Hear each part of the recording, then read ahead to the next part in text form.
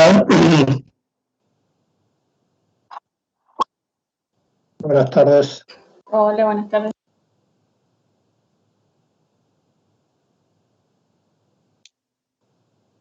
Hola, buenas tardes. Hola.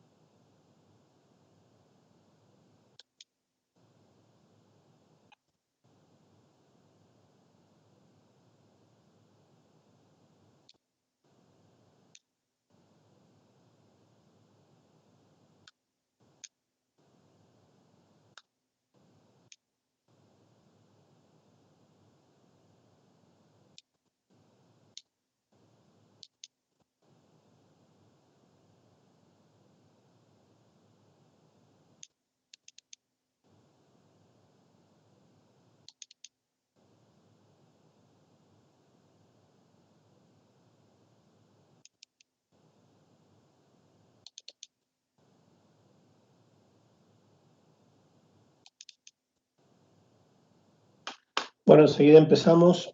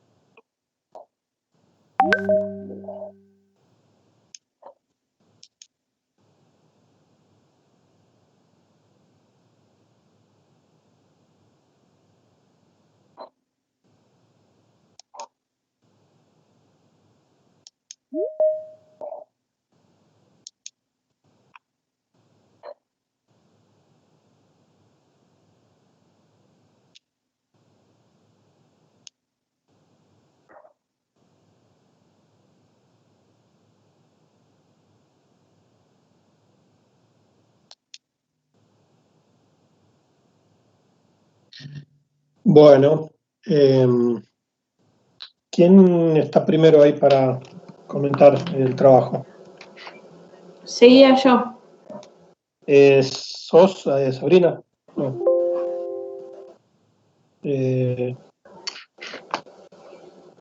Sofía. Sofía, esta. No, porque veo la S, ahí está, ahora veo, Sofía Lucena. Bueno. Sí. Sí. Bueno. Presento. Sí, cuando quieras empezar, dale. Acordate, primero abrite vos todo en tu computadora y después lo compartís. A ver, ahí pruebo. Ahí se ve en presentación. A ver, espera, todavía no. Ahí sí se está. Sí.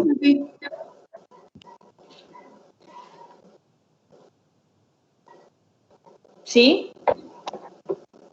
Sí, veo, a ver, correo Sí. una.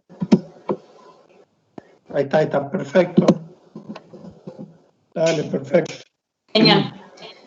Bueno, a mí me tocó, o el paper que yo elegí, es el progreso de la calidad del aire en las megaciudades de América del Norte.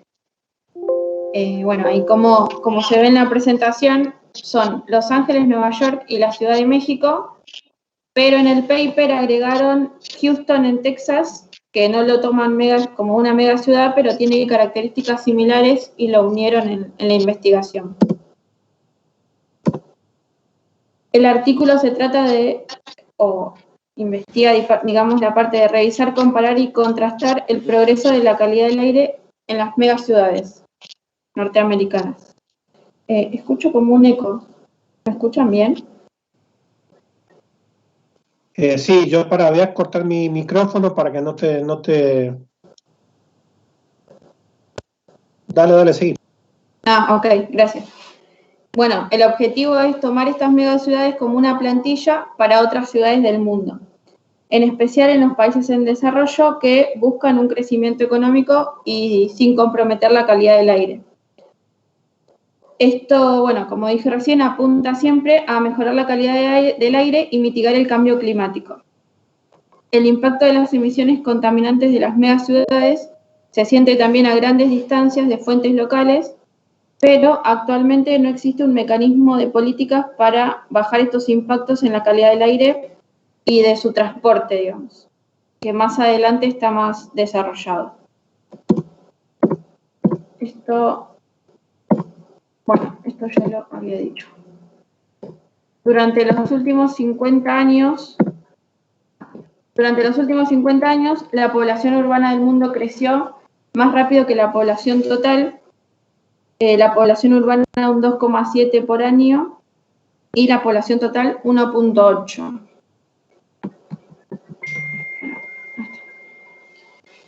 Se estima que alcanzarán los 5 millones para el 2030. Por primera vez en la historia del mundo, el mundo justamente tiene más residentes urbanos que rurales y esto atrae también muchas consecuencias ambientales. El surgimiento de megaciudades lo llaman megaciudad cuando la población es mayor a 10 millones de habitantes. Algunas son Nueva York, Los Ángeles, y estas buscan estrategias para controlar la contaminación y tener un beneficio máximo. También, a su vez, tienen diferencias topográficas, condiciones meteorológicas distintas y también características de emisión de contaminantes distintas, que esto las hace diferentes y también las lleva a nombrar como megaciudad. También tienen diferencias en de sus impactos en la troposfera y a lo largo, digamos, de la presentación se van a mostrar estas diferencias y sus similitudes.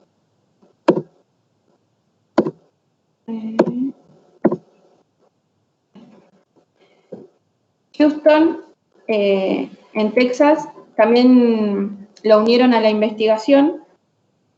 Si bien no es una megaciudad, pero porque tiene una población cercana a los 6 millones, es mucho más baja que las megaciudades, pero tiene un centro urbano de interés porque alberga una fracción de instalaciones industriales petroquímicas que es la más grande de los Estados Unidos. Y esto lleva a una cantidad de emisiones antropogénicas. Bueno, ahora vamos a hablar de Los Ángeles. Que Los Ángeles, de los 6 millones de Houston, Los Ángeles tiene una población de 17 millones, ahí está la diferencia de habitantes, digamos, y es considerado una megaciudad. Los Ángeles comenzó con sus estudios del smog fotoquímico de verano y fue reconocido por primera vez como un problema ambiental severo y empezó a ser objeto de una extensa contaminación del aire, con muchos intentos de controlar desde la década de 1950. Como primera medida ambiental, California comenzó colocando estándares de emisiones de vehículos en 1960 y aplicando políticas que requieren convertidores catalíticos en automóviles, combustibles sin plomo y más limpios. Gracias a estas medidas, entre 1970 y la actualidad, Los Ángeles bajó notablemente las emisiones de dióxido de nitrógeno y compuestos orgánicos volátiles, a pesar de que aumentó notablemente el comercio y el tráfico de vehículos de esa época ahora. Bueno, Los Ángeles tiene grandes condiciones desfavorables que la hacen susceptible a altas concentraciones de aire. La población vive delimitada por el Océano Pacífico, que es lo que decía recién de las condiciones de cada ciudad. El Océano Pacífico al oeste y por montañas de los otros 3 lados, que esto hace que no se produzca una buena ventilación. Alturas de inversión bajas y un sistema de alta presión que persiste hacen que que no haya una mezcla vertical dentro de la cuenca. Y el sistema de brisa tierra-mar recircula dentro de la cuenca. Esto hace que las emisiones se acumulen varios días y quede el flujo de aire estancado. Las soluciones tecnológicas comienzan con el desarrollo de catalizadores de motores y más eficientes, y también buscan implementar mejoras en el sistema de gestión de tráfico. Esto bajó mucho la contaminación del aire a la actualidad. Después, bueno, este gráfico tiene tendencias temporales de 4 concentraciones de contaminantes y se ve la disminución de estos contaminantes. A ver si ahí se ve la flechita. Acá muestra cómo va bajando a la actualidad. Bueno, estas investigaciones son hasta 2010. Contaminantes de concentraciones de ozono, monóxido de carbono, dióxido de nitrógeno y materia particulada. Y acá, bueno, se ve cómo bajó notablemente. Tienen monitoreos constantes, pero todavía Los Ángeles no llega a controlar las condiciones de ozono. Todavía supera el doble de lo permitido. Y materia particulada. Los Ángeles cumple con los estándares para dióxido de nitrógeno, monóxido de carbono y dióxido de azufre. También es justo decir que esta megaciudad pasó de ser una de las más contaminadas del mundo hace 50 años y actualmente es una de las menos contaminadas de su tamaño. Esto, lo que dice la investigación y lo que lleva es que se salvan millones de vidas gracias a las mejoras de la calidad del aire. Después, la calidad del aire y el cambio climático. Las grandes ciudades contribuyen significativamente la carga de gases domésticos en la atmósfera debido a la gran población y un clima más cálido cada vez más caluroso, que probablemente sea perjudicial para la calidad del aire y anule los beneficios de estrategias de control de la contaminación. Esto es en el sur de California. Estudios recientes, esto es del 2011, así que no es tan reciente. Indican que la cuenca de Los Ángeles tiene una sensibilidad extremada alta al cambio climático. En el gráfico, acá en este, se observan puntos a futuro calientes del cambio climático en América del Norte. La escala de colores proporcionan puntajes agregados que se les fueron agregando de cambio climático. Tienen en cuenta la media a largo plazo y la variabilidad de temperatura y precipitación en estaciones cálidas y frías. Bueno, ahora compara el corredor urbano del noreste de Estados Unidos, Texas y la ciudad de Nueva York. Las tendencias temporales recientes de las concentraciones ambientales de ozono y materia particulada en la ciudad de Nueva York y Houston aproximadamente son similares, por eso agregaron a Houston a esta investigación, porque a pesar de su baja población tiene estándares similares a megaciudades y se observan estas diferencias. Las emisiones de azufre son más altas en el este de Estados Unidos debido a ambas fuentes de emisión, que son instalaciones de generadores de energía eléctrica y la mayor utilización de carbón con alto contenido de azufre. Acá.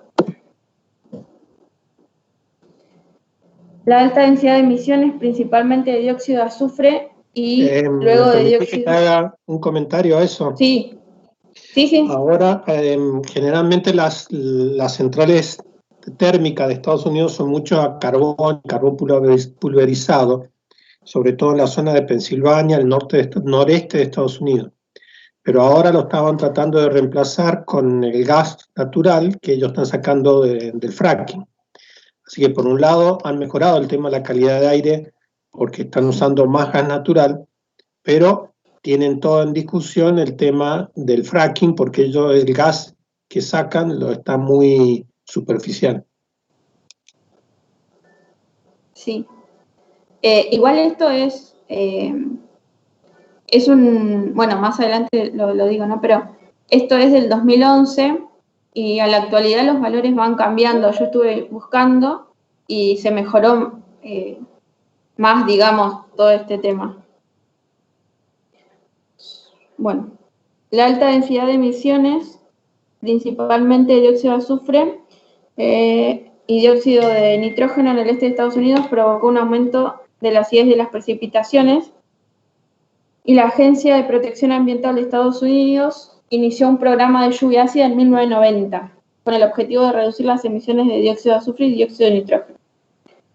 Las reducciones de emisiones de dióxido de azufre se lograron mediante un tope y comercio, que fue un programa en el que las unidades de servicios públicos recibieron asignaciones en función a su consumo histórico de combustible y una tasa de emisión específica.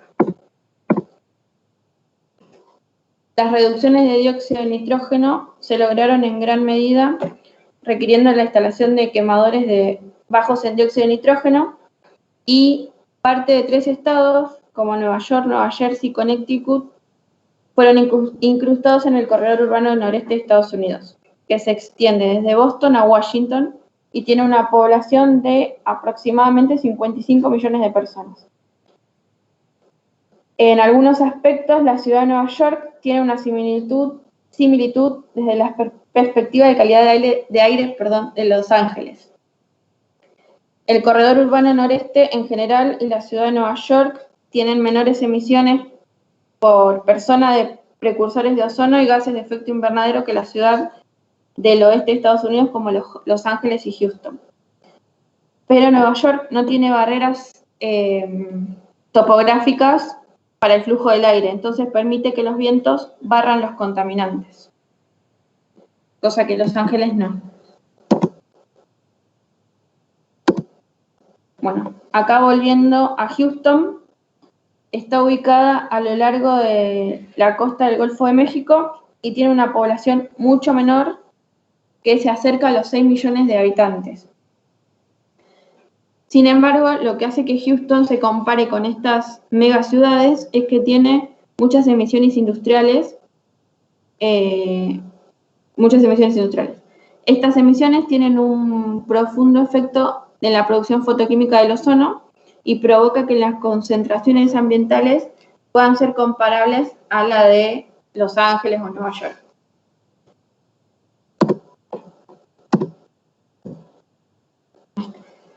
De los 8 veranos de 1997 a 2004, en 6 de estos 8 veranos se registraron concentraciones promedio de ozono en una hora más altas de todo el país, que los máximos fueron mayores a 200 partes por billón. ¿Yo le puedo hacer una consulta acá, profesor? Dale.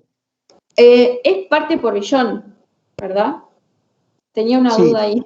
Sí, eso que dice ahí ppb con B corta significa partes por billón, pero el billón en Estados Unidos son los 1000 millones, o sea, día a la 9, día a la menos 9, y la de B viene de volumen y no de masa. O sea, la parte de billón en el volumen, es decir, es una partícula en en 1000 millones partículas de aire. Eso significa un ppb. 1000 millones. O sea, 10 sería 10 a la, o sea, es 1 en 10 a la 9. Ahí está, porque ahí la traducción no me ayudó mucho. Sí, pero me llevó a que era parte por billón. Sí, acordate que billón en Estados Unidos es 10 a la 9, ¿no? 10 a la 9, sí, ahí lo anoté. Bueno, entonces con máximos superiores, gracias, a 200 partes por billón. Desde 2004, Houston logró reducir estas concentraciones en una hora y desde ese momento no se registraron máximos por encima de 170 partes por billón. Además de las emisiones industriales, Houston tiene una desventaja que es la misma a la de Los Ángeles, que es una ciudad costera y está sujeta a poca profundidad y poca recirculación. Se logró el control de las emisiones en plantas generadoras de energía eléctrica a carbón y como resultado de estos esfuerzos, el promedio ambiental de sulfato y nitrato bajaron entre un 49 y 44% de 1989 a 1991 y de 2007 a 2009. Esta disminución llevó a una disminución de la acidez de precipitaciones, es decir, que el pH es más alto, y el del 43% en el este de Estados Unidos. Ahora comenzamos con la Ciudad de México, que es la más poblada y de más rápido crecimiento en estas megaciudades de esta investigación. Durante el siglo XX, la Ciudad de México aumentó rápidamente el área urbanizada y la población de menos de 3 millones de personas en 1950 a unos 20 millones en la actualidad. Y tiene una densidad de población muy alta, como una alta concentración de actividades industriales y comercio. A pesar de este rápido crecimiento, en la Ciudad de México la calidad del aire mejoró notablemente en las últimas 2 décadas y la tasa de aumento de emisiones de gases de efecto invernadero se redujo notablemente. Acá están los cuadros que también lo comparan con Los Ángeles. A fines de la década de 1980, el aire automático recién establecido como red de monitoreo reveló altas concentraciones de todos los contaminantes como plomo, monóxido de carbono, óxido de nitrógeno, dióxido de azufre, ozono y materia particulada. El ozono superó estándares de calidad del aire de 110 partes por millón por hora a más del 90% de los días y alcanzó su punto máximo por encima de 300 partes por millón de 40 a 50 días al año. Esto lo llevó a ser uno de los peores países del mundo. México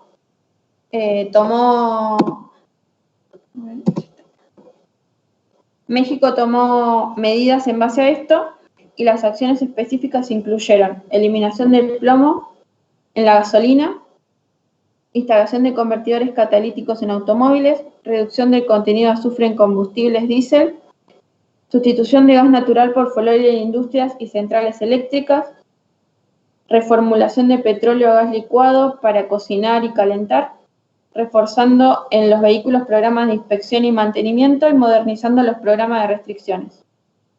También incluyeron medidas con respecto a los residuos, capturando el biogás, transporte público mejorado, renovación de flotas para taxi y autobús de media capacidad y proyectos sustentables en desarrollo habitacional. Cuando recién comencé había dicho del transporte de contaminantes. En la década de 1980 se hizo evidente que la calidad del aire no era simplemente local, sino que también el transporte de contaminantes por el viento tenía contribuciones significativas. Los procesos meteorológicos a gran y pequeña escala para determinar concentraciones locales de ozono. La contribución relativa de cada escala local e interregional puede variar ampliamente y este entendimiento llevó a que las estrategias sean coordinadas entre distintos estados de los Estados Unidos, ya que no iba a ser suficiente que una sola ciudad tome medidas porque el viento llevaba los contaminantes. También se llevó a que el transporte de estos contaminantes supera en una escala intercontinental y grandes fracciones de las emisiones de América del Norte, como el ozono, y supera, digamos, fronteras nacionales, principalmente las del Golfo de México y las regiones del Atlántico Norte, potencialmente en Europa. Las emisiones de la Ciudad de México también, acá se ve el transporte del viento, digamos. Puede ser observado varios cientos de kilómetros a favor del viento y actualmente no existen estrategias de política para mitigar el impacto del aumento de ozono de fondo sobre la calidad del aire local o regional. Las experiencias de las megaciudades norteamericanas demuestran que el desarrollo urbano industrial pueden avanzar simultáneamente con mejora de la calidad del aire y los éxitos del norte pueden ser replicados en otras partes del mundo. Lo que intenta decir por ahí este artículo, lo que busca, digamos, es que estas investigaciones y estos avances en megaciudades se utilicen como plantillas para otras partes del mundo, especialmente en países donde el crecimiento económico es muy rápido y las poblaciones van creciendo, digamos, ya que debemos coexistir con este avance y aprovechar también toda la tecnología. El resultado de estos estudios de campo, pasados y futuros, van a seguir contribuyendo a una mayor comprensión de la contaminación del aire y sus impactos en la salud humana, viabilidad del ecosistema y cambio climático. La integración de información de calidad del aire de estudios antiguos y nuevos en megaciudades, en diferentes entornos, mejorarán significativamente la base científica y serán los responsables de la toma de decisiones en las megaciudades de todo el mundo para poder adoptar políticas ambientales eficaces. Ojalá lleguemos nosotros. Gracias. Bueno, muy bien. Sí, es importante que, digamos, sobre todo los programas de monitoreo, que si bien ahora está cambiando un poco el concepto del monitoreo, se está haciendo más un monitoreo comunitario, en vez de tener pocas estaciones muy bien calibradas, lo que se está buscando ahora es de que toda la gente tenga en su casa un equipito de monitoreo, aunque sea simple. Y entonces la integración de muchos de esos sistemas de monitoreo en toda una ciudad permite saber el estado de la ciudad con mucho mejor variabilidad. Entonces se puede saber mejor dónde, en qué parte de la ciudad está más contaminada. Claro. Eso es un poco a lo que apunta ahora, todos los sistemas los últimos años están apuntando a eso, ¿no? A tratar de integrar redes de monitoreo, aprovechando la internet, y que yo pueda tener un equipito barato, lo conecto a la red, lo pongo en mi casa y bueno, y ya estoy poniendo una información que es disponible para todo el mundo. Eso es un poco el concepto actual de redes de monitoreo de calidad de aire, que tiene que ver con el tema que estaba tratando. Bueno, muy bien. ¿Quién sigue? Bueno, yo, 2 minutos. Sí. Le pido disculpas a Mara y a José María, pero yo me tengo que ir a trabajar. Bueno. Sí, después. Está bien, no hay problema. Muchas gracias. Nos vemos, nos escuchamos mañana, digamos. Empezamos con el otro curso. Sí, hasta luego. Chao. Bueno, ¿quién sigue entonces? Yo, profesor Mara. Bueno, dale. Bueno, muy bien.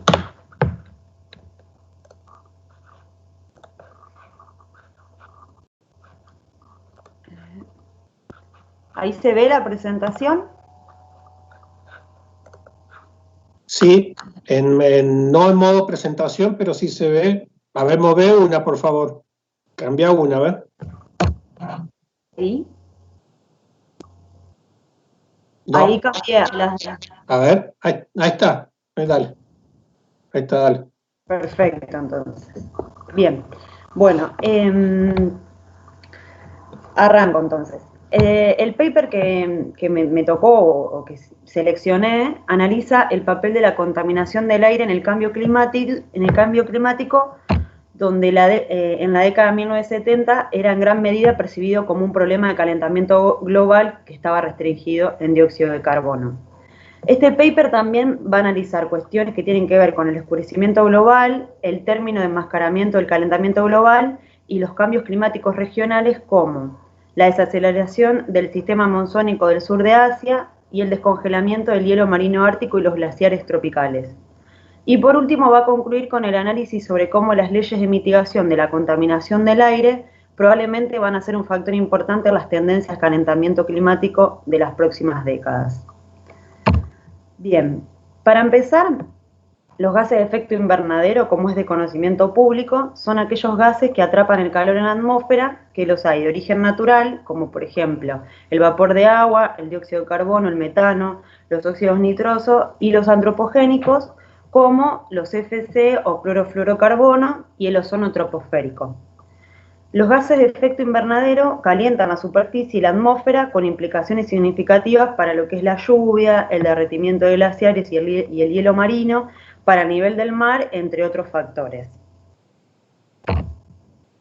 La contaminación del aire se transporta a través de continentes y cuencas oceánicas debido al transporte rápido de largo alcance de los contaminantes, lo que significa plumas transoceánicas y transcontinentales de lo que es nubes marrones atmosféricas, que en sus siglas en inglés es ABC, que contienen partículas de tamaño submicrónicos que son aerosoles. Estas nubes interceptan la luz solar absorbiéndola además de reflejarla, lo que conduce a una gran atenuación de la superficie. Este efecto aumenta aún más porque los aerosoles pueden concentrar más gotas en las nubes, lo que hace que éstas reflejen más radiación solar. Cada parte del mundo está conectada con todas las demás a través del transporte atmosférico rápido. Por ejemplo, en la figura lo que se muestra es cómo el aire puede viajar de una región a otra alrededor de una semana, es decir, cómo se transportan los contaminantes. Bien.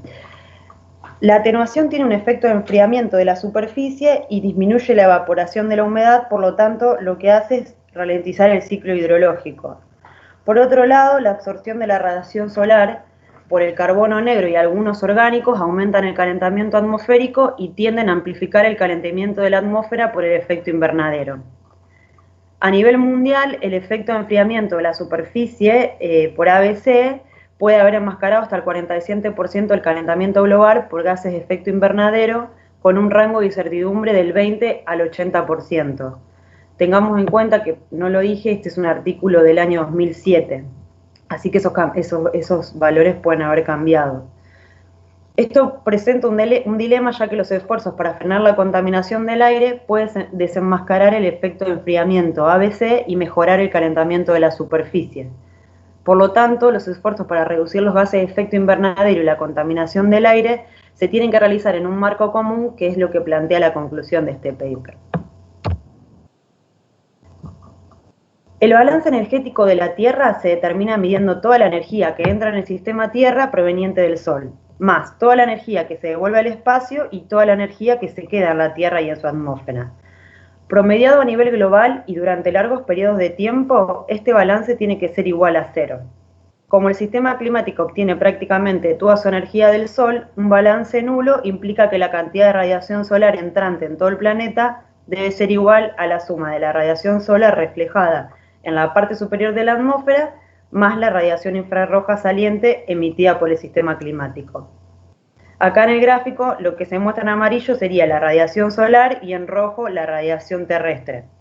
De la radiación solar incidente, el 49% es absorbida por la superficie, siendo devuelta a la atmósfera en forma de calor sensible, calor latente y de radiación térmica infrarroja. Gran parte de la te hago una pequeña corrección lo que acabo de decir. Sí. La amarilla entra en ultravioleta y la roja es infrarrojo, o sea, hay un cambio de frecuencia que se produce porque al calentarse las cosas, por ejemplo, las partículas que están en la atmósfera que se calientan, sí, no, sino que lo devuelven en calor en infrarrojo. Por eso que está también, por eso está en dos colores, ¿ves? Lo amarillo sería más ultravioleta y visible, y el rojo es más infrarrojo y frecuencias más bajas. Perfecto, sí, así es. Bien, si el balance es positivo se produce un calentamiento y si es negativo se produce un enfriamiento. Bien, los gases de efecto invernadero absorben y emiten radiación de onda larga, mientras que los aerosoles absorben y dispersan la radiación solar. La radiación de este proceso con el efecto invernadero, y más precisamente con el dióxido de carbono, es que los dos átomos de oxígeno en dióxido de carbono vibran con el átomo de carbono en el centro y la frecuencia de esta vibración coincide con alguna de las longitudes de onda infrarrojas de la radiación de onda larga. Cuando la frecuencia de la radiación de la superficie de la Tierra y la atmósfera coinciden con la vibración en CO2, en dióxido de carbono, la radiación es absorbida por el dióxido de carbono y convertida en calor por la colisión con otras moléculas de aire, y luego devuelto a la superficie. Como resultado de eso, la radiación de onda larga saliente se reduce aumentando el dióxido de carbono, entonces no se escapa tanto calor para equilibrar la radiación solar neta entrante y hay un exceso de energía térmica en el planeta. El sistema está fuera de balance energético. A medida que el dióxido de carbono aumenta con el tiempo, la capa infrarroja se vuelve más gruesa y el planeta acumula este exceso de energía. Esta imagen fue cambiando drásticamente, cuando se descubrió además que existen otros gases artificiales que podrían ser hasta 10.000 veces más fuertes que el efecto invernadero del dióxido de carbono, que son los famosos CFC o clorofluorocarbono. Estos emiten radiación en la región de 8 a 12 milímetros, que es bastante transparente en esa región. Entonces la capa natural se vuelve más delgada y ahí se denomina ventana atmosférica.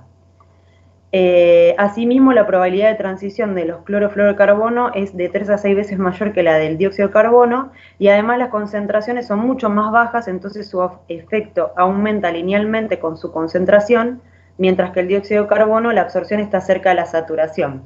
Por lo tanto, es más difícil para una molécula de dióxido de carbono aumentar el efecto invernadero que los clorofluorocarbonos.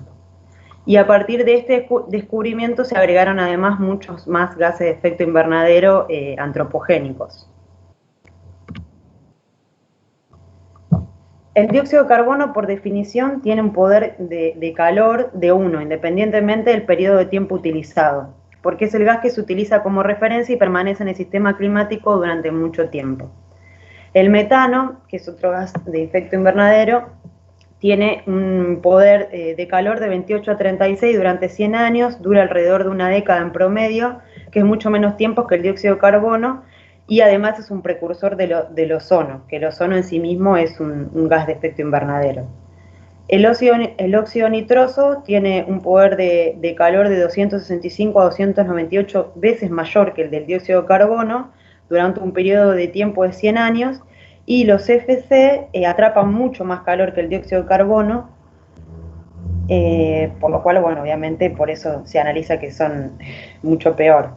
Se fueron realizando importantes descubrimientos con el pasar de los años que dieron a conocer que hay una fuerte interacción entre el clima y la química. Entonces aquí surge la química como un importante proceso de forzamiento del clima. Los efectos de los CFC sobre la química del ozono estratosférico y su relación con el efecto invernadero, por ejemplo, o los efectos de los óxidos de nitrógeno en la capa de ozono.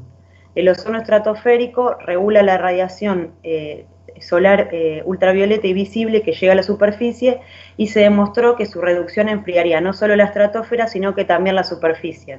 Asimismo, por ejemplo, se demostró que el metano y el óxido nitroso contribuyen al aumento del ozono en la atmósfera.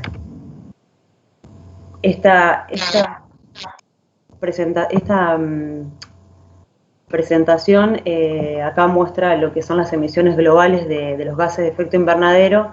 La fuente es del IPCC, pero del año 2014. Por una parte son las emisiones de cada país, y del otro lado son los gases, el porcentaje de emisiones de gases de efecto invernadero. Bien, entonces, como les comentaba anteriormente, todo esto reveló que el calentamiento global no solo era un problema de dióxido de carbono como se creía, sino también de los gases traza.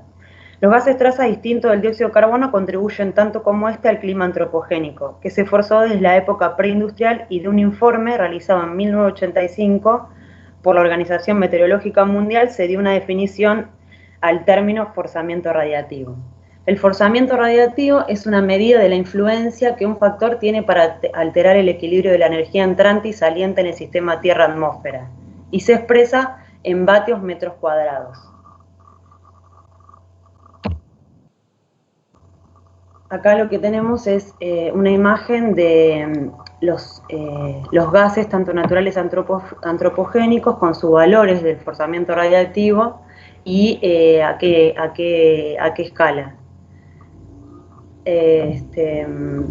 Bien, el informe del IPCC confirmó que el dióxido de carbono contribuyó a la mitad del forzamiento total, y el equilibrio se debe a los aumentos de metano, óxido nitroso, halocarbones y ozono. El forzamiento radiactivo antropogénico desde la etapa preindustrial hasta ahora es de aproximadamente 3 vatios metros cuadrados, de los cuales 1,6 se deben al aumento de dióxido de carbono y el resto a estos gases, a los CFC, metano, óxido nitroso, ozono y otros. El IPCC en el 2007, en este paper del 2007, concluye que el sistema climático se calentaría en 3 grados para duplicar el dióxido de carbono. El forzamiento radiactivo para duplicar el dióxido de carbono es 3,8 vatios metro cuadrado.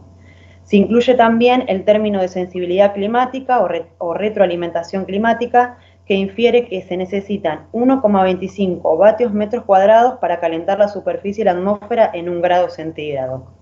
Si el planeta, incluida la atmósfera, se calentara uniformemente sin cambios en su composición, incluyendo nubes, vapor de agua, capa de nieve y hielo, se necesitarían 3,3 vatios metros cuadrados para calentar el planeta en 1 grado centígrado. Esta reducción se debe a la retroalimentación climática positiva entre la temperatura atmosférica y el vapor de agua, ya que a medida que la atmósfera se calienta, la presión de vapor de saturación aumenta exponencialmente y la humedad también.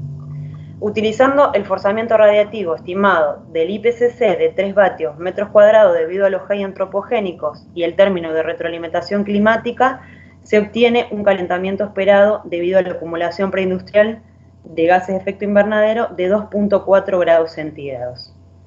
El IPCC infiere que aproximadamente el 30% de ese calentamiento observado se debe también a factores naturales, como el forzamiento debido a la actividad volcánica o a la insolación solar. Resumiendo esto, basado en la acumulación de gases de efecto invernadero desde la era industrial, se comprometió el planeta en un calentamiento de 2,4 grados centígrados, 0,6 serían del calentamiento observado, que se puede atribuir al forzamiento de los gases de efecto invernadero, 0,5 grados centígrados es almacenado en los océanos, porque los océanos tienen una enorme inercia térmica, y después se conoce el saldo de 1,3 grados centígrados. De acá lo que surge es la hipótesis del escenario para considerar el efecto de enmascaramiento de los aerosoles.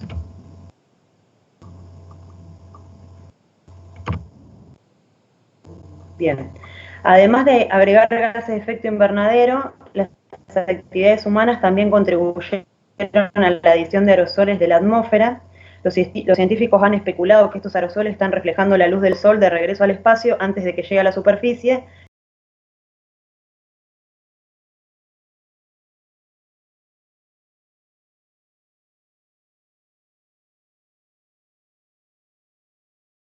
Del efecto invernadero.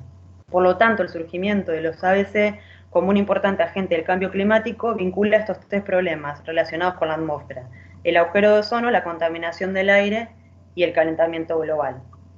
Los aerosoles mejoran la dispersión y absorción de la radiación solar y también producen nubes más brillantes que son menos eficientes para liberar precipitaciones.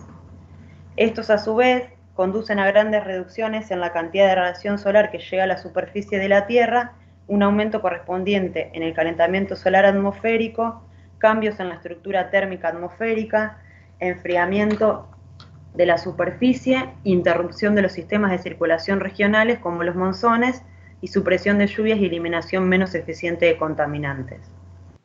El carbón negro y el sulfato y los compuestos orgánicos juegan un papel importante en el oscurecimiento de la superficie.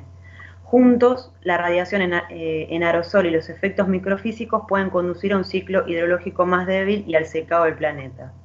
Mientras que el calentamiento debido a los gases de efecto invernadero harían que el planeta sea más húmedo, es decir, con más precipitaciones, la gran reducción de la radiación solar superficial debido a la absorción de aerosoles va a hacer que el planeta sea más seco.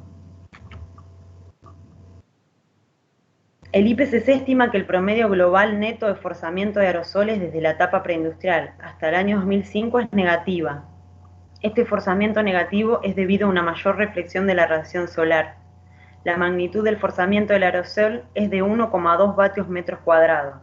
En términos de tendencia, asumiendo que la mayor parte del forzamiento de aerosoles es desde 1900 en adelante, la tendencia es del orden de 0,1 vatios metros cuadrados por década. Sin embargo, el forzamiento en la superficie es mucho mayor en magnitud que el forzamiento en la parte superior de la atmósfera.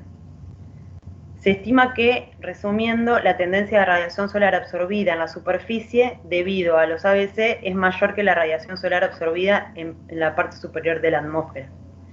Por otro lado, la magnitud de la atenuación depende en gran medida también de la densidad de la población. Hay una tendencia que varía de 0,5 vatios metros cuadrados por década para sitios con densidad de población de 10 kilómetros cuadrados a 3,2 vatios metros cuadrados por década para los sitios con una densidad de población de 200 kilómetros cuadrados. En esta presentación lo que se muestra es una gran disminución en la superficie que se aleja de las regiones de origen, que es lo que explicaba recién de la densidad de población. Sin embargo, esto no significa que no haya atenuación fuera de esas regiones urbanas y estas tendencias aparentemente bajas igual siguen siendo climatológicamente significativas. ¿Cuáles serían las conclusiones que se resumen en este paper? Que hay un oscurecimiento a escala global durante el último siglo debido a los aerosoles, que debido también a los ABC que absorben la radiación solar, la atenuación en la superficie es un factor 3 veces más grande que el forzamiento negativo del aerosol en la parte superior de la atmósfera, que no podemos inferir que las tendencias medias globales solo a partir de las estaciones de superficie, ya que la atenuación disminuye considerablemente en las regiones de origen, entonces inferir la atenuación media global únicamente a partir de las estaciones de superficie sobreestimaría significativamente la atenuación. Durante un experimento llevado a cabo en el Océano Índico se desplegaron espectrómetros en un barco para medir el espectro solar de alta resolución mientras la nave viajaba y se obtuvo un espectro de la luz solar directa y la radiación solar reflejada, lo que reveló que las nubes marrones llevaron a una gran reducción de la luz solar, con la mayor reducción del 40% en ultravioleta y longitudes de ondas visibles. Además de absorber la radiación solar reflejada, el carbono negro en ABC absorbe la radiación solar directa y juntos los dos procesos contribuyen a una mejora significativa del calentamiento solar en la atmósfera inferior. Los ABC con una profundidad óptica de absorción visible muy baja son suficientes para mejorar el calentamiento solar de la atmósfera inferior hasta en un 50%. La acumulación de gases de efecto invernadero desde la era preindustrial hasta la actualidad comprometieron al planeta a un calentamiento de la superficie de 2.4 grados centígrados, de los cuales alrededor de 0,6 ya han sido realizados, 0,5 grados centígrados están almacenados en los océanos que se van a manifestar en las próximas décadas, y el equilibrio de 1.3 grados centígrados se realizaría si eliminamos estos ABC. Con respecto al ciclo hidrológico global, la gran reducción de la radiación solar en la superficie va a dar como resultado una evaporación reducida y a su vez una precipitación reducida. Es probable que la reducción de las precipitaciones se produzca en los trópicos, donde la atenuación es la mayor, y se producirá el aumento de la precipitación en los trópicos extras, donde el calentamiento de los gases de efecto invernadero es mayor que el calentamiento tropical. En cuanto al ciclo hidrológico regional, las precipitaciones sobre el África subsahariana y el monzón de verano indio están fuertemente influenciadas por la temperatura de la superficie del mar, y la atenuación ABC se concentra más en los océanos del norte que en los océanos del sur. Por otro lado, la temperatura de la superficie del mar en el horario de verano se debilitó, y atribuyen este debilitamiento a la reducción observada de la precipitación. El enfriamiento ABC está enmascarando el calentamiento de los gases de efecto invernadero en el norte del Océano Índico, de modo que el norte del Océano Índico no se está calentando tanto como el sur, en respuesta al calentamiento de los gases de efecto invernadero. Por lo tanto, se infiere que el forzamiento regional ABC es lo suficientemente grande como para perturbar el monzón. En cuanto al retiro de los glaciares, que son el Hindu Kush, el Himalaya y el tibetano, cada vez hay más pruebas de que más de 2/3 de esos glaciares se están retirando desde la década de 1950, y se atribuye el calentamiento de los haze que se ha observado desde la década de 1950 en las regiones elevadas. Sin embargo, también se demostró que ese calentamiento es debido a los ABC, que es tan grande como al forzamiento de los gases de efecto invernadero. Con respecto al retiro del hielo marino del Ártico, el depósito del carbono negro sobre la nieve y el hielo reduce el albedo de estas superficies brillantes debido a la mejora de la absorción solar, por lo cual el 50% del retroceso observado en el hielo marino del Ártico puede ser debido al forzamiento del carbono negro. Sin un tratamiento adecuado de los efectos regionales y globales de ABC en los modelos climáticos, va a ser casi imposible interpretar los factores causales de los cambios climáticos regionales y mundiales durante el último siglo. La atenuación promedio global no es una métrica apropiada para comprender los impactos promedios globales de ABC en la temperatura de la superficie, Esto se debe a que el forzamiento en la parte superior de la atmósfera es un factor de 2 a 4 menor que el forzamiento superficial. En cuanto al calentamiento que falta, cuando los ABC son eliminados, la superficie se puede calentar alrededor de 1.3 grados centígrados, que es lo que anteriormente dije, y el calentamiento comprometido, el aumento de los gases de efecto invernadero desde la etapa preindustrial hasta ahora, ha comprometido al planeta a un calentamiento superficial de 2.4 grados centígrados. Cuando digo hasta ahora sería hasta el 2007. Y en cuanto al oscurecimiento global, las observaciones de aerosoles desde satélites, estaciones de superficie y aeronaves sugieren que hay un oscurecimiento global debido a los ABC. La investigación y el conocimiento de los ABC ofrecen esperanza para mitigar los efectos en los cambios climáticos globales a regionales. La ciencia lo que nos proporciona es un inmenso conocimiento del impacto de los seres humanos en el sistema climático y tenemos que utilizar este conocimiento para desarrollar soluciones prácticas que combinen cambios de comportamiento con adaptación y pasos de mitigación. Un ejemplo de esto es, para terminar esta presentación, es el proyecto Surya, que creo que es Surya, no sé si se dice así, lo nombra también en el paper, que se realiza en India, está constituido por ingenieros, científicos y ONG en 2 zonas rurales, una que está en el glaciar y otra en las llanuras indo-gangéticas, con una población de aproximadamente 15.000 personas, y lo que se va a documentar es la precisión de los impactos positivos en la eliminación del hollín en la salud humana, el depósito del hollín en los glaciares, el calentamiento atmosférico y el oscurecimiento superficial, mejorando las condiciones de vida de esta gente de la población rural y minimizando los impactos en la salud del humo en los interiores. Está en curso desde marzo del 2009 y bueno, y obviamente se está llevando a cabo, así que bueno, ahí también se van a sacar un montón de conclusiones con respecto a todo lo que se comentó en el paper. Así que bueno, eso fue lo que decía todo el paper. Bueno, aclaro, has dicho muchísimas cosas, ahí hay mucha información. Sí, hay mucha información, no sabía cómo resumirla porque hay un montón de conceptos. Hay muchos conceptos, pero sí, digamos lo que debería quedarles claro a ustedes es lo siguiente. Primero, algo que no dijiste, pero que primero, el vapor de agua es el principal gas de efecto invernadero, el agua y no el dióxido de carbono. El dióxido de carbono es el segundo. Bien. Lo que pasa es que el vapor de agua, digamos el que genera prácticamente más del 90% del, digamos, el efecto invernadero lo produce el agua. Lo que pasa es que el agua tiene una variabilidad que se ha ido manteniendo a lo largo del tiempo y entonces es como que la sacan de la ecuación. El vapor de agua lo sacan de la ecuación cuando calculan el tema del efecto invernadero. Y además que lo que se calcula es el incremento en el efecto invernadero. Además que el agua es tan variable, varía tanto, y de hecho todo el tema de nubes y el efecto del material particulado en las nubes es un efecto que se está estudiando. Bueno, de hecho yo estoy con 2 proyectos justamente en esa dirección. Uno, estoy estudiando el tema justamente del oscurecimiento y el derretimiento de los glaciares en la cordillera por black carbon, o sea, por hollín, sí. Y el otro estamos estudiando cómo varían las precipitaciones debido al aumento de los aerosoles. Pero bueno, ahí estamos.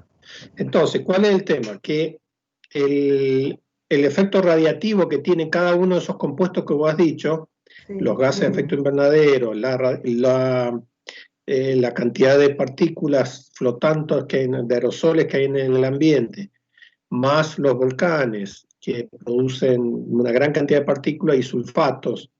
Entonces hay efectos que son positivos y otros efectos que son negativos. O sea, desde el punto de vista de la radiación y del calentamiento, por ejemplo, los aerosoles tienden a enmascarar, a enfriar la superficie en general, no siempre, pero en general, ¿qué hacen?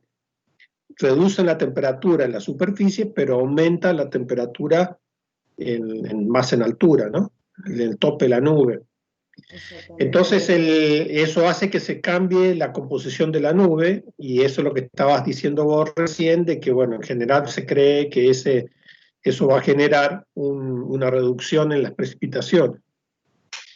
Entonces, o sea que hay muchos elementos que están en juego. De hecho, algunos científicos creen que si se mejora mucho la calidad del aire, la temperatura va a aumentar drásticamente, porque son justamente muchos aerosoles, gases, sobre todo los sulfatos y los carbonos de las centrales térmicas, las que están mitigando una gran cantidad de radiación que no está entrando a la Tierra porque se rebota en eso. Bueno, entonces ahí hay también cierta controversia en cuanto al efecto que tienen el material particulado y los distintos gases. Pero bueno, o sea, es un balance delicado, y por eso es que todos estos estudios siguen en forma permanente, se van mejorando, se van ajustando, digamos, con más y más estudios, ¿no? Sí.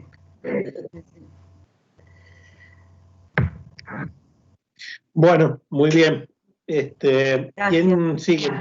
¿Quién sigue entonces? Yo, José María. Bueno, dale. Ahí comparto, no sé si la van a ver.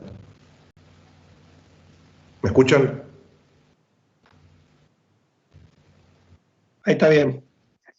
¿Y se ve? Bien.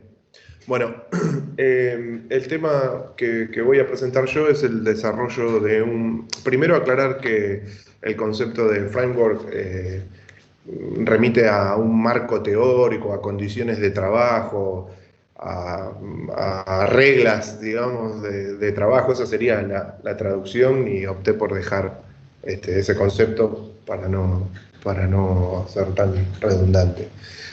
Bueno, el tema es el desarrollo de un framework tridimensional de alta resolución para la simulación de la calidad del aire regional y su aplicación para predecir la futura calidad del aire en Japón. La fecha de esta presentación es de diciembre del 2010. Bueno, ¿en qué consiste este marco teórico?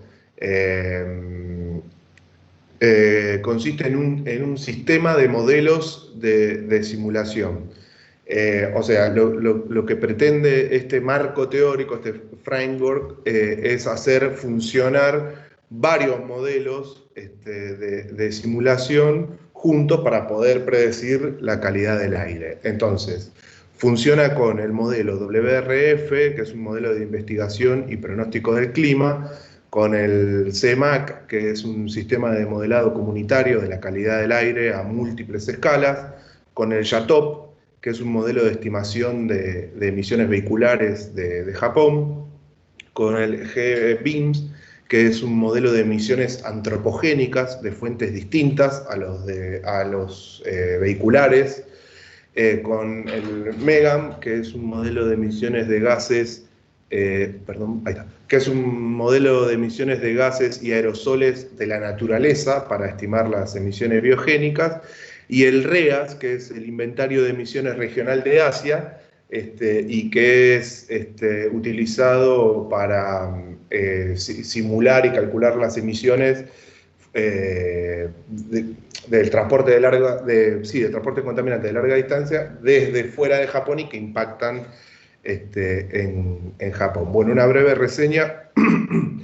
La calidad del aire en Japón ha mejorado gradualmente desde el punto de vista de contaminantes primarios, pero existe preocupación por el ozono, por el NO y por el PM2.5. En Japón existen dos tipos distintos de redes de monitoreo de la calidad del aire. Una red de la calidad del aire ambiente, que se denominan AMPS, y que no están afectadas por fuentes específicas, sino que están afectadas, digamos, mide la calidad del aire, pero no está afectada por ninguna fuente puntual, sino por todas. Y después hay una red de la calidad del aire en carreteras, que son los RAMPS, y que están ubicadas en en carreteras, y esas sí están afectadas por las emisiones vehiculares. Bueno, los NO2, las concentraciones han disminuido en términos generales, sin embargo, existen concentraciones que superan los estándares de la calidad del aire que emitió el gobierno de Japón, puntualmente en los RAMPs, que están ubicados en lugares urbanos. Puntualmente los RAMPs son las estaciones de monitoreo de la calidad del aire de carreteras, vuelvo a repetir. Respecto al ozono, las concentraciones han aumentado gradualmente en los últimos 20 años y la mayoría de los AMPs, que son las estaciones de monitoreo de la calidad del aire que no están influenciadas por ninguna fuente en particular, demuestran la falta de cumplimiento con los estándares de calidad de aire fijados por el gobierno de Japón. Respecto al PM2.5, y teniendo en cuenta que estamos hablando de una investigación del año 2010, dice, recientemente, en el 2010, el gobierno japonés ha emitido nuevos estándares de la calidad del aire para el PM2.5 y se estima que, bueno, que las concentraciones actuales de dichos estándares en la mayoría de las áreas de Japón se vean superadas. Bueno, la problemática. Se sostiene que la problemática de emisiones de contaminantes primarios ha sido mitigado, como lo había dicho anteriormente, pero el foco se centra en la problemática de contaminantes secundarios. Entonces, concentraciones de NO2 y ozono y componentes secundarios de aerosoles apenas se redujeron. Estos contaminantes están mutuamente relacionados a través de cadenas de reacción fotoquímica en la atmósfera. Relaciones no lineales entre emisiones de precursores y concentraciones ambientales deben tenerse en cuenta en el desarrollo de medidas efectivas para la reducción de los contaminantes secundarios. Esto significa que la reducción de los contaminantes primarios no es lineal con la reducción de los contaminantes secundarios. Entonces, se han realizado simulaciones con el modelo tridimensional de la calidad del aire regional que incorpora cadenas complejas de reacción fotoquímica y formación de aerosoles en la atmósfera. Estos modelos se han convertido en herramientas esenciales para investigar relaciones no lineales entre la emisión de precursores y concentraciones ambientales de contaminantes secundarios, incluidos los aerosoles. Chatani, que es el mismo autor de esta investigación, ha realizado análisis sensibles utilizando modelos de simulación tridimensional de la calidad del aire. Los resultados del modelo indican que las concentraciones ambientales de varias especies químicas se ven afectadas de forma no lineal cuando las emisiones del precursor se modifican. Bueno, los objetivos de este framework se basan en lo siguiente. Desarrollar, como decía, un marco teórico de trabajo para la simulación tridimensional de la calidad del aire regional, en la que un modelo meteorológico, un modelo de la calidad del aire, un modelo de estimación de emisiones y bases de datos trabajen acoplados. Las características principales de este framework son los modelos de estimación de emisiones y las bases de datos que han sido desarrolladas para reflejar la situación de Japón en detalle con alta resolución temporal y espacial, cosa que hasta el momento no había sucedido en el país. La simulación con el framework se aplica para predecir los impactos de futuras emisiones antropogénicas y el transporte de larga distancia de contaminantes en la calidad del aire, del área metropolitana de Tokio. Principalmente el transporte de larga distancia refiere a las emisiones de países asiáticos. Los resultados del análisis podrían ser útiles para desarrollar medidas efectivas de mejora de la calidad del aire de Japón, en especial en el área metropolitana de Tokio, que es considerada la megaciudad más grande del mundo por aquel entonces. Los resultados también podrían ser útiles en la proyección de futuras medidas para el mejoramiento de la calidad del aire en otras megaciudades, cuya cantidad está en aumento, principalmente en países en desarrollo. Bueno, acá hay un diagrama de flujo que explica que explica cómo funcionan acoplados todos los modelos que nombré hace un rato. Entonces, podemos ver, yo no sé si ven el cursor de mi máquina, pero podríamos ver que el modelo de la calidad del aire está alimentado digamos, primero tenemos de izquierda, la parte inferior, de izquierda hacia la derecha. Tenemos modelos de estimación de emisiones vehiculares YATOP, ¿sí? Que se llama YATOP, que son de Japón y que es muy, muy completa y que alimenta al núcleo de especiación. Después tenemos el sistema de estimación de emisiones no vehiculares, o sea, que son de fuentes antrópicas, pero no vehiculares, que también alimenta al modelo de especiación y además también este es alimentado por los datos de emisiones desde Asia. Este modelo de especiación, el SAPRC 99, es el que, digamos, analiza las interacciones químicas, es el que se encarga de las interacciones químicas entre todos los modelos de emisión no vehiculares, vehiculares y los datos de emisiones desde Asia. Principalmente es el que se encarga de ver la titulación del NO con el ozono, como vamos a ver más adelante. Bueno, una vez que los modelos alimentan este modelo de especiación, tenemos las emisiones concretas que van al modelo de calidad de aire. Este modelo de calidad del aire, que sería el CMAC, es alimentado del modelo meteorológico, que es el WRF, y es alimentado por el modelo que está arriba a la izquierda, el modelo biogénico de estimación de emisiones de compuestos orgánicos volátiles, digamos, de la naturaleza. A la vez, este modelo biogénico de estimación es alimentado, por supuesto, por el modelo meteorológico, porque hay una función, digamos, está relacionada la función de la meteorología con las emisiones de la naturaleza. Y bueno, a partir del modelo de calidad de aire CMAC, se obtienen las concentraciones de contaminantes. Sí. ¿Te puedo hacer una pregunta? Sí, claro. ¿Podés volver atrás de nuevo? Sí, ¿cómo no? Me fui.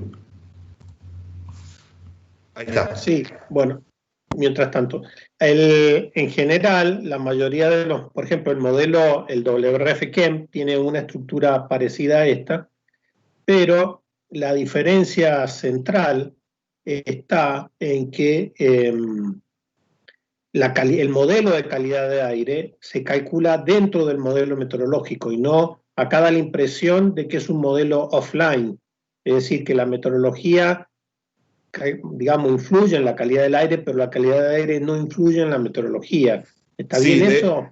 Sí, de hecho, el WRF, ya lo vamos a ver más adelante, en un corte vertical, tiene como más capas que el CMAC. Y pareciera como que están funcionando, si bien están acoplados, están funcionando de forma distinta, digamos. Esa es la sensación, es como que el modelo de calidad de aire, el CMAC, se está alimentando del WRF, pero no, es como que están trabajando en conjunto, es por lo que entiendo yo, ¿no? Que están trabajando en conjunto, pero como que son unidades... O sea, normalmente vos tenés, sí, te explico cómo funciona esto. Normalmente vos tenés, como vos bien dijiste acá, tenés los inventarios.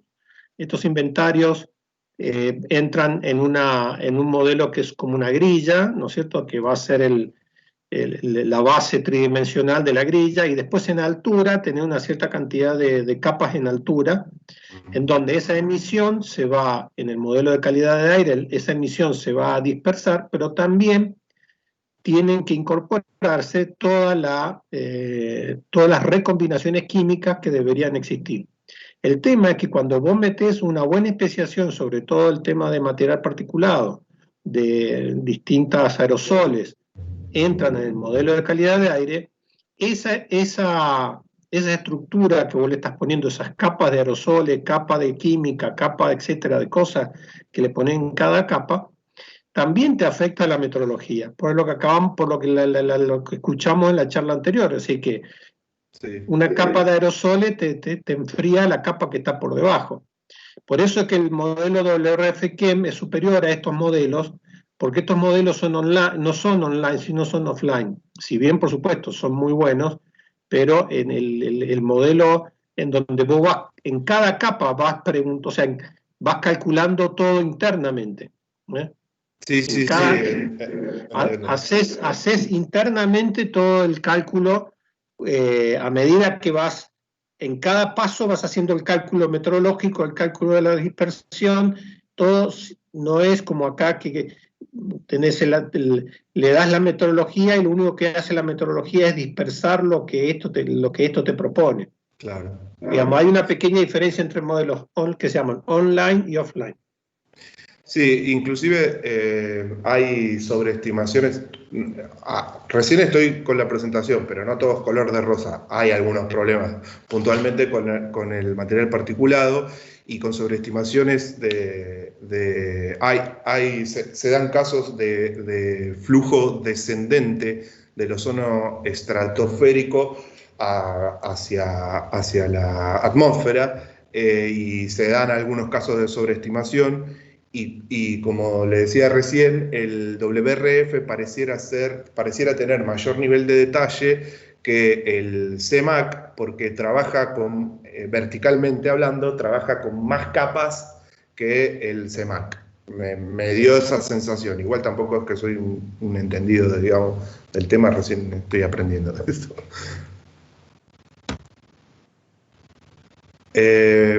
Bueno, continúo. Hola, ¿sí me escuchan bien? ¿Se escucha bien? Sí, dale, seguí. Perfecto. Bueno, entonces, recién fue la explicación de cómo trabajan acoplados todos los modelos y ahora vamos a ver los niveles de dominio. Los dominios están anidados, hay tres dominios objetivos de mayor a menor. Tenemos voy a empezar por el más grande, el dominio de Asia Oriental. Es un dominio de 3.816 kilómetros por 5.400 kilómetros, con un tamaño de celda de la cuadrícula, o sea, la resolución es de 36 por 36 kilómetros. El dominio de Asia Oriental cubre la República Popular de China, Mongolia, Corea del Norte, Corea del Sur y Taiwán. El segundo dominio, estos están, digamos, ahora los vamos a ver, pero están de forma anidada. O sea, el segundo dominio está dentro del dominio de Asia Oriental. El dominio de Japón tiene 1.808 por 1.808 kilómetros.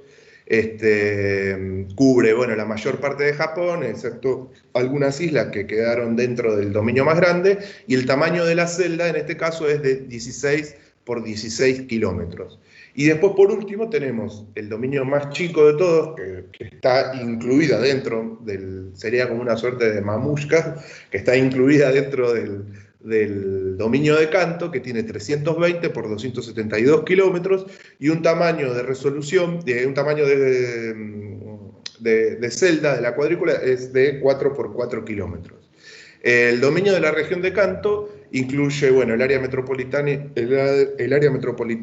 de Tokio. Y la calidad del aire sobre el área metropolitana de Tokio parece ser afectada por el transporte de contaminantes de larga distancia desde fuera del área de Kanto. Está afectada el área metropolitana de Tokio, está afectada por las emisiones del resto de Japón y también por el transporte de Asia. Lo que iba explicando es que se hace así de forma anidada porque se van como dando las condiciones. Digamos, acá vemos los dominios de izquierda hacia derecha, el dominio más grande, que es el de Asia, y el dominio de Japón, que es el del medio, y el del área de Kanto. Ahora bien, vemos dos líneas, los bordes tienen dos líneas. La línea superior, la más gruesa, es el dominio del modelo WRF, que es el que tiene la meteorología. Y la que está dentro es la del CEMAC. Entiendo que se hace de esta forma anidada para tener mejor resultados después en el dominio más pequeño, digamos, en este caso en el de Kanto, el área metropolitana de Tokio. Sí, eso se hace así porque vos tenés que ir acomodando las condiciones de contorno Imagínense que ustedes tiran una piedra en una pileta, supongo que el dominio grande sea una pileta de agua y yo tiro una piedra acá, entonces las ondas se van a transmitir hasta que llega un momento en el borde que comienzan a rebotar, etcétera, ¿no? Bueno, lo mismo pasa entonces que para resolver las ecuaciones de la dinámica atmosférica, yo no puedo saltar de datos que están tomados de la meteorología mundial a un dominio chico, porque voy a tener un montón de transitorios que tienen que ser disipados antes de llegar al dominio chico. Por eso es que inclusive toman este marco como si fuera un cuadro, este marco que dejan libre, es justamente porque hay un montonazo de efectos de borde que son justamente por acomodar las ecuaciones a un recuadro fijo, ¿no? Un borde fijo. Porque la naturaleza no tiene borde fijo, pero nosotros le estamos metiendo un borde fijo. Le estamos diciendo al modelo de que el mundo se acaba acá, y no se acaba acá, hay muchas cosas más. Entonces, en esos bordes que están remarcados ahí, son donde se producen estos transitorios, estas oscilaciones, que hace que el modelo no sea válido en esos bordes. Entonces, por eso es que lo tengo que ir haciendo por pasos anidados, que se llaman, para ir bajando la meteorología y los datos a un modelo más chico. Perfecto. Bueno, acá en el dominio más pequeño, que es el dominio denominado canto, se indica en color negro el área de... Lo que se ve en gris es un área que el gobierno de Japón emitió por aquel entonces la ley que se conoce como ley de NOx y PM para el automóvil, y es donde rigen regulaciones más estrictas para la emisión desde automóviles. Esto yo supongo que tiene que ver con lo que hablábamos en otras presentaciones de las normas Euro y demás, y como una de mis compañeras, creo que en la primera presentación, hablaba de los catalizadores para los escapes de los vehículos. Bueno, respecto, acá estaba con el nivel de detalle que trabajaba el WRF. Y otra cosa, vuelvo atrás. El WRF hizo anidación, o sea, la parte meteorológica se hizo una anidación de una vía, o sea, primero empezó con el este de Asia, después con el dominio de Japón y después con el dominio de Tokio.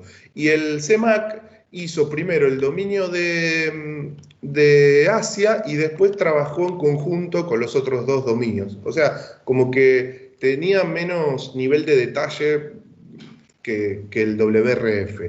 Y acá, en la distribución... Ahí te hago un comentario a eso. Sí.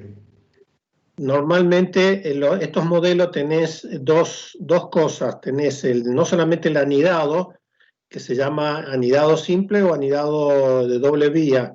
Claro, el de doble vía fue el que utilizó el CEMAC.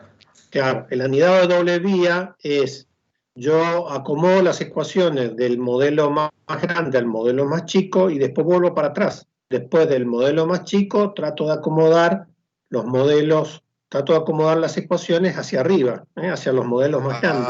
Okay. Ahora entiendo. Pero eso es más difícil de hacerlo, el de doble vía, porque, digamos, tiene sus problemas. Nosotros hemos probado normalmente nosotros trabajamos con anidado simple, no de doble vía, porque el de doble vía tenés que tener muchos puntos de control para que, digamos, donde vos pinchás la ecuación y la fijás a un determinado valor. Así que el de doble vía generalmente es más difícil y normalmente se hace de una sola vía. Bueno, acá fue anidado de una vía para los campos meteorológicos y de doble vía para el CEMAC. Respecto de la distribución vertical, el número de capas verticales en todos los dominios fue de 29 para el WRF y de 19 para el CEMAC. Desde la superficie, bueno, lo que le pregunté en la otra clase, hasta 100 hectopascales, y la altura de la capa más baja fue de 31 metros, para todos los dominios. Entonces, el modelo de calidad del aire, como había dicho anteriormente, fue utilizado el CEMAC para calcular concentraciones de contaminantes. El mecanismo químico utilizado en este estudio fue el Sparks C99, y bueno, las emisiones de entrada y concentraciones límites se prepararon basados en el grupo de especiación utilizado por este módulo. Las simulaciones se hicieron en forma consecutiva, en orden descendiente de dominios, o sea, de Asia Oriental, Japón y la región de Kanto, como decía antes. Las concentraciones límite para el dominio interno se proporcionaron a partir de los resultados de las simulaciones del dominio externo, anidamiento de una vía. Y perdón, el modelo meteorológico fue de 2 vías, no el de calidad de aire. Y después el modelo meteorológico, como decía, que es el WRF, se realizaron simulaciones de dominio de Asia Oriental separadamente de los dominios de Japón y Kanto, que se realizaron simultáneamente, y acá está con la anidación de 2 vías. Los resultados para cada hora fueron alimentados al CEMAC, y bueno, esta frecuencia puede ser esa para vientos fuertes. O sea, lo que rescata acá el investigador me parece que lo que necesita es una frecuencia de menor lapso temporal. Las emisiones biogénicas fueron estimadas con el modelo MEGAM, y bueno, dice que se utilizó la base de datos del área del índice foliar, tipos funcionales de plantas y factores de emisión con una resolución temporal de 150 segundos, que se proporcionaron bueno, con este modelo. Los resultados por hora de las simulaciones del WRF se utilizaron para considerar la dependencia de las emisiones de las condiciones meteorológicas, que es lógico, están muy ligadas. El modelo YATOP, que es el que se utilizó para las emisiones vehiculares, bueno, me pareció como el más, no sé, muy completo. Es un modelo que puede estimar el funcionamiento en caliente y el arranque en frío de los vehículos, emisiones por evaporación, emisiones de desgaste de los neumáticos, el polvo suspendido en carreteras por el tránsito vehicular. Bueno, las sustancias que se consideraron en este modelo son el dióxido de azufre, los óxidos de nitrógeno, los hidrocarburos totales de petróleo, monóxido de carbono, amoníaco y las partículas totales suspendidas. Bueno, se tuvieron en cuenta, este modelo tiene en cuenta variaciones horarias, entre días laborales, fin de semana, mensuales.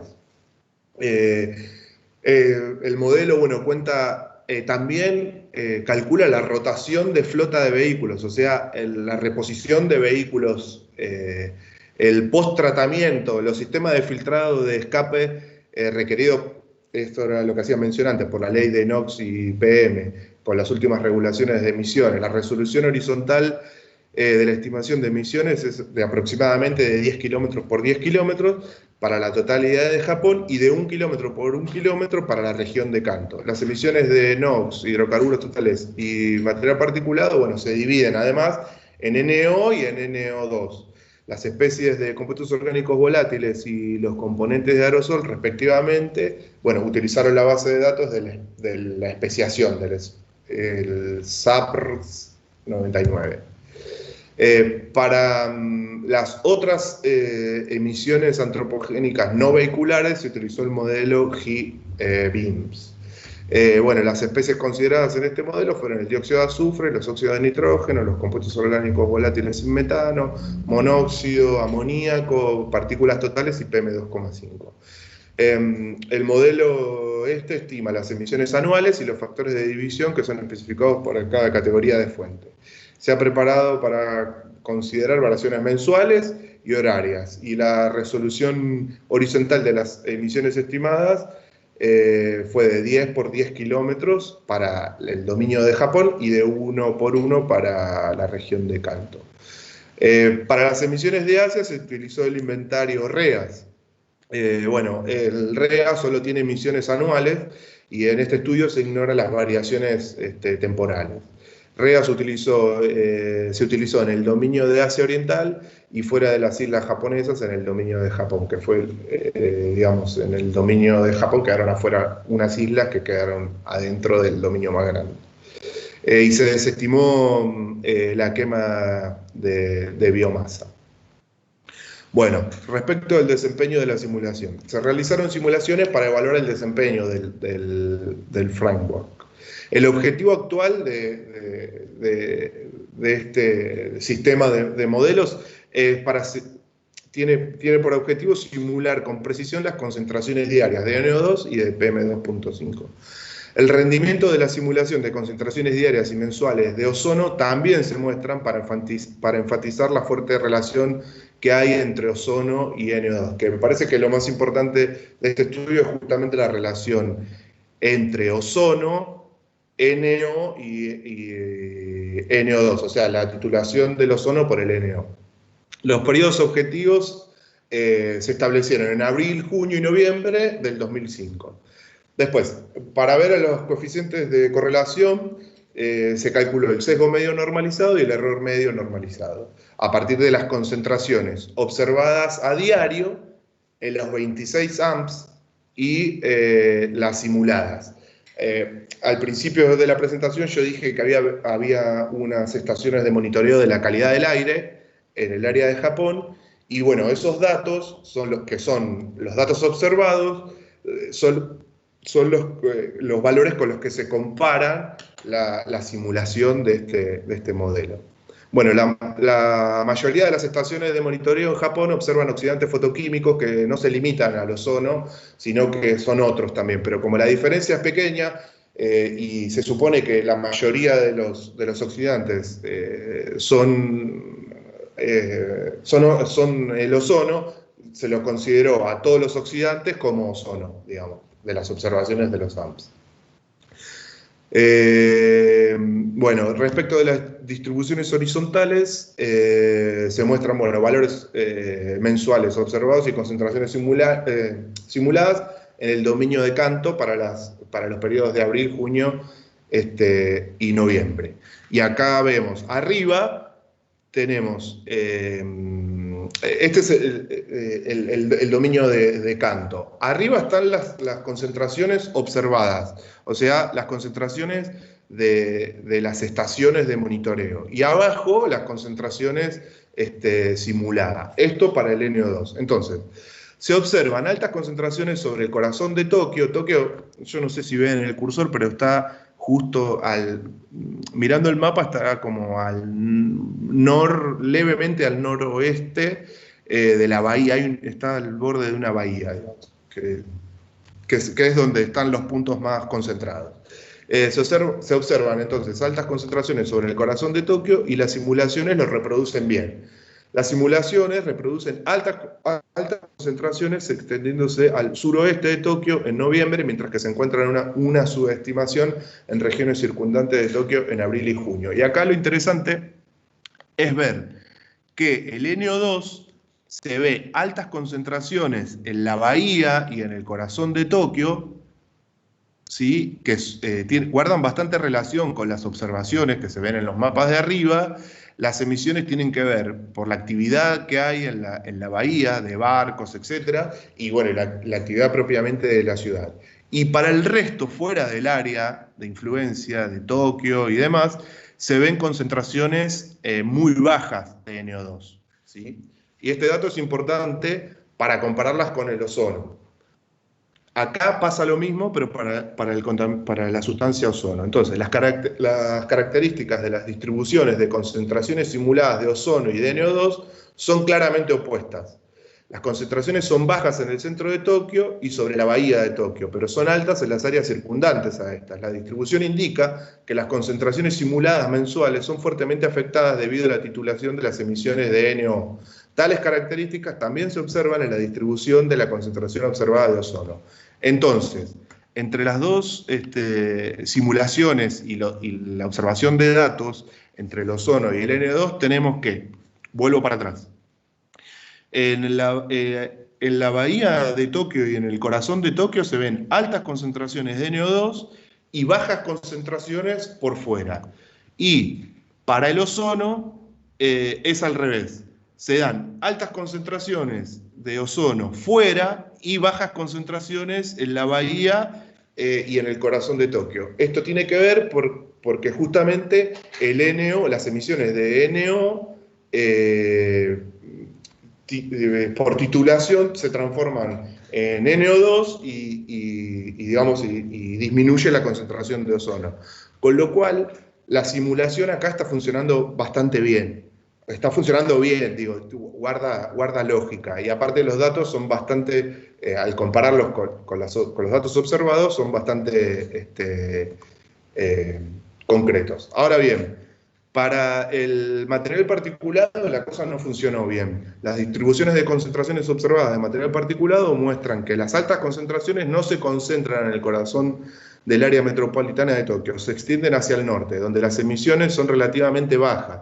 Por lo tanto, parecen verse afectadas por la formación de componentes secundarios de aerosoles a partir de precursores durante el transporte desde el área metropolitana de Tokio hasta las áreas a sotavento. Acá vemos que la simulación, después lo vamos a ver, en sesiones temporales sí guarda alguna relación, pero no están sesgadas y poco precisas. Bueno, variaciones de series temporales respecto del desempeño de la simulación. Se muestran las variaciones de series de tiempo de los datos diarios observados y concentraciones simuladas de NO2, ozono y material particulado, que se promedian en más de 26 AMPs ubicados en los 23 distritos especiales de Tokio. Las concentraciones simuladas en los dominios de Asia Oriental, Japón y Kanto son exhibidos. Acá las variaciones de tiempo vemos que hay. En la primera columna están los datos para los 3 meses de estudio del NO2, en el medio del ozono, y a la derecha las de material particulado. Entonces vemos acá, bueno, en la primera columna de NO2 vemos una subestimación. En azul están los datos observados, o sea, los datos medidos. Y en los otros colores son los simulados, tanto para los 3 dominios. Y para el NO2 vemos una subestimación, digamos. La simulación dio menos concentración que la real. Y lo podemos observar para los 3 meses, aunque en noviembre es bastante... el dato simulado se acerca mucho al observado. Para el ozono ocurre justamente lo contrario. Están sobreestimados, como habíamos visto en la distribución espacial. Entonces vemos que los datos simulados están por encima de los observados. Y en el material particulado, que es la columna de la derecha, están subestimados para todos los meses, aunque guardan cierta correlación entre las variabilidades de los observados y los simulados, aunque, digamos, está sesgado, pero cuando aumenta la concentración real, la simulada también tiende a aumentar, aunque no es exacto, digamos. Te hago un comentario de eso. Sí. Nosotros estamos haciendo una simulación parecida para Buenos Aires y tenemos el mismo problema. También nos da el material particulado bajo y los otros no nos da bien. Y el tema pareciera ser que está en cómo está modelando la altura de la capa de mezcla, porque si la capa de mezcla no la modelás bien, el material particulado es muy sensible a esa capa, a la altura de la capa de mezcla. Entonces, por ahí si los tenés muy alta la capa de mezcla, se te soplan los materiales particulados, o al revés, si lo tenés muy baja, tenés mayor concentración. Acá, sí, hay, digamos, a las conclusiones, digamos, que llegaron, es que puede haber diferencias, por ejemplo, las estaciones de monitoreo para el material particulado son métodos de beta o atenuación beta, digamos, que son unos métodos que son, digamos, buenos, que dan concentraciones en tiempo real, pero tienen interferencias con humedad y depende de dónde estén ubicados, con algunos vapores o emisiones de compuestos orgánicos. Entonces, puede ser que por ahí sea el pifie, digamos, de alguna manera. Y otro error que tienen, que yo no sé si es por la altura de capa de mezcla o por qué, en las simulaciones no hay una buena relación entre el PM2,5 y el PM total, digamos. Lo que se observa en las mediciones, justamente en los valores observados, es que hay una diferencia del 70%, y acá lo vemos justamente, las variaciones temporales, que, por ejemplo, tenemos los de arriba, los que tienen el cuadradito con digamos, el circulito vacío, digamos, que tienen solamente la línea de fondo y en el medio está blanco, son las observaciones del material particulado total. Las que tienen el puntito relleno son las de 2.5. Acá vemos que hay una diferencia amplia entre los observados, ¿no? De material particulado total y PM2,5 observados, hay una diferencia y es lógica.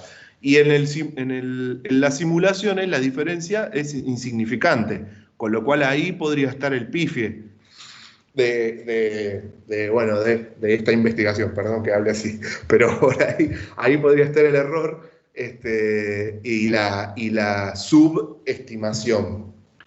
Sí, lo que pasa es que ahí en ese caso lo que está pasando también es que el PM2,5, como ser el que flota, el que está más tiempo en suspensión, claro. Esa relación se mantiene, pero por ejemplo, justamente si vos tenés que la ventilación del sistema no está bien modelado, vas a tener que el material fino, o sea, el material grueso se te va a soplar más rápido que el material fino. Claro. Entonces las relaciones cambian. Entonces acá por lo que estamos viendo es que el modelo probablemente tenga una ventilación mayor que la que tiene en la realidad, por eso las dos capas están en la de 2,5 y la total. Hay diferencia. Hay una mayor diferencia, es decir, yo creo que acá tiene un problema de lo que se llama el índice de ventilación. Ese probablemente es el problema. Pero igual son temas complicados, en la modelación son complicados.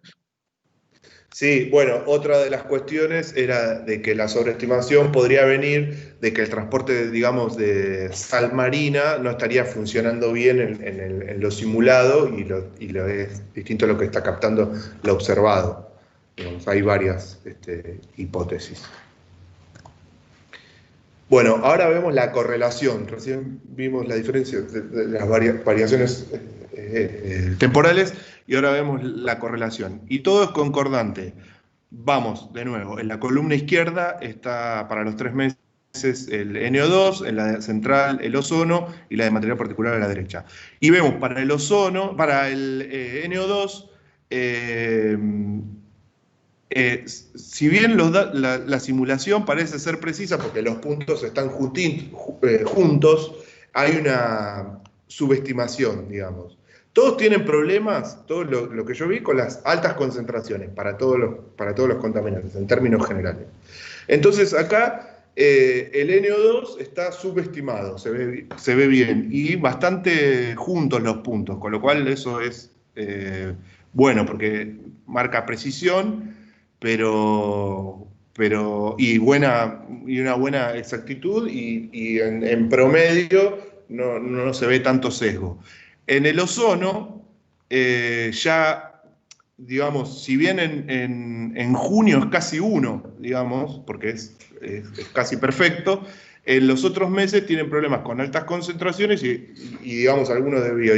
Y en noviembre tienen muy dispersos, o sea, poco preciso los puntos. Y para el material particulado vemos que, bueno, que está bastante desviado respecto de las observadas. Con lo cual, acá, esto ya más bien casi que sería una opinión mía, tendrían que, para ajustar la simulación, tendrían que meter mano, digamos, en la especiación, o está faltando, o está mal las emisiones, el inventario de emisiones de NO, o está faltando más titulación. Eso sí lo menciona, que estaría faltando más titulación en la especiación. ¿Para qué? para que aumente el NO2, que acá está sobreestimado, y baje el ozono, que acá está, para que aumente el NO2, que acá está subestimado, y baje el ozono, que está sobreestimado. Bien, entonces, basados en el rendimiento de la simulación en términos de distribuciones horizontales, variaciones de serie de tiempo, indicadores estadísticos, las simulaciones de alta resolución, utilizando el framework, puede simular la calidad del aire sobre el área metropolitana de Tokio con mayor precisión, aunque todavía existen problemas para reproducir las concentraciones de material particulado. Bueno, este modelo se utilizó en caso de estudio para predecir cuáles serían las reducciones de NOx, compuestos orgánicos volátiles no metánicos, y PM2.5 a partir de la ley esta de NOx y PM que había mencionado anteriormente. Entonces, podemos ver que para los 3 contaminantes, la primera columna es todos en el 2005. Todos es los grandes puntos de emisión, las emisiones de área, bueno, los vapores los biogénicos, el desgaste de ruedas, los escapes de vehículo, esto está todo. Esta columna, la primera, debería ser comparada con la última. Entonces, podemos ver que para todos los contaminantes, ¿no? Entonces, podemos ver que el modelo estimó que las emisiones de NOx se reducen en un 30, 34 y 44,5% en los casos. Las emisiones de compuestos orgánicos volátiles también se reducen un 10, un 10,6 y un 18, y las de PM5 también se reducen entre un 33 y un 41,7%. Y ahora vamos a las conclusiones. Entonces, como conclusión de esta investigación, se llega al caso de que fue desarrollado un framework tridimensional de simulación de la calidad del aire regional que permite estimar las emisiones de alta resolución y que es adecuado para simulaciones de la calidad del aire con una resolución de unos pocos kilómetros. Las simulaciones de alta resolución proporcionan una simulación mejorada del rendimiento para las concentraciones de NO2 y de ozono. Sin embargo, las concentraciones de material particulado se subestimaron significativamente, por lo que se deben considerar enfoques para mitigar la subestimación. Se espera que el rendimiento de la simulación para las concentraciones de PM2,5 sea mejor porque la subestimación de las concentraciones de material particulado total ocurre principalmente con la fracción gruesa del material particulado, que sería el PM7. Ahí es como que tienen el problema en la diferencia. En el estudio de caso se estima que las futuras emisiones antropogénicas en Japón se reducirán debido a las regulaciones de emisiones existentes, que pueden resultar de una disminución efectiva de las concentraciones de NO2 y PM2.5. Sin embargo, se predice que la concentración de ozono aumentará porque la titulación por NO disminuye al disminuir las emisiones de NO. O sea, la simulación dice que al disminuir las emisiones de NO, ese NO no va a romper ese ozono malo y entonces va a aumentar el ozono malo en el futuro. Bueno, la tendencia futura del transporte de contaminantes a larga distancia es probable que afecte la calidad del aire en el área metropolitana de Tokio. Sin embargo, las emisiones de Japón tendrán un impacto mayor que el transporte de contaminantes de larga distancia desde Asia. Este estudio revela que el framework tridimensional de simulación de la calidad del aire regional puede proporcionar información valiosa y útil para reducir las concentraciones de contaminantes, especialmente especies secundarias, gaseosas y aerosoles. Y fin de la presentación. No sé si queda alguien escuchándome. Sí, no, estuvo muy bien. No sé si alguien tiene preguntas. Bueno, no sé si queda alguien más para presentar. Creo que yo era el último. Bueno, entonces recuerden todos mandarme las presentaciones y los prácticos, así ya puedo ponerle la nota final del seminario. Y mañana empezamos entonces con el otro seminario.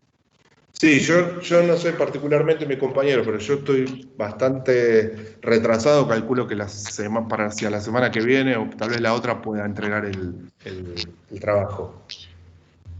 Bueno, no hay problema. no hay problema. Ok. Sí, Bueno. yo estoy igual porque recién estoy tratando de entender, o sea, tratando de entender lo del último práctico. No me está Bueno, saliendo. igual vamos a estar en contacto casi un mes más o más de un mes, así que O bueno. aprendemos o aprender. Sí, Sí, así es. le voy a hacer más preguntas. Quédese tranquilo que lo voy a exprimirme.